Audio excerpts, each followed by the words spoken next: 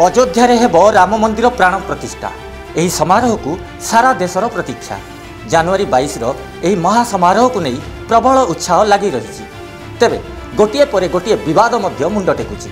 यारी भितरे एक बड़ खबर सामना को आसी। प्राण प्रतिष्ठा कार्यक्रम उपरे प्रतिबंधक लगाइबा को दाबी कर हाईकोर्ट रे एक जनस्वार्थ मामला दाखल करा जायछि। प्रधानमंत्री नरेंद्र मोदी हाथ में प्राण प्रतिष्ठा करा जिबा रोक लगाइबा को इलाहाबाद हाईकोर्ट रे एभली मामला होइछि। एही आवेदन रे शंकराचार्य आपत्ति थिबा दर्शाई यह सनातन परंपरा विरोधी बोली वर्णना करा जायछि। अभियोग होइछि जे 2024 लोकसभा निर्वाचन फायदा उठाइबा पई बीजेपी यह कार्यक्रम आयोजन करुछि। गाजियाबाद भोला दास नामक जने व्यक्ति पक्षर यह पिटिशन दाखल करा जायछि। एथिरे कुहा जायछि जे प्राण प्रतिष्ठा कार्यक्रम उपरे शंकराचार्य रही आपत्ति। पौष मासरे कौन सी धार्मिक कार्यक्रम आयोजन करा जाय नाही। यह व्यतीत मंदिर एपर्यंत असंपूर्ण मंदिर रे देवादेवी प्राण प्रतिष्ठा करने अनुचित।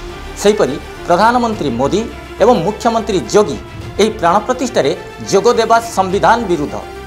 यह कार्यक्रम केवल निर्वाचन स्टंट। यह आवेदन उपरे शुक्रवार हाईकोर्ट रे शुणाणी होई पारे बोली आशा करा जाउछि। Bureau report, mobile news 24x7।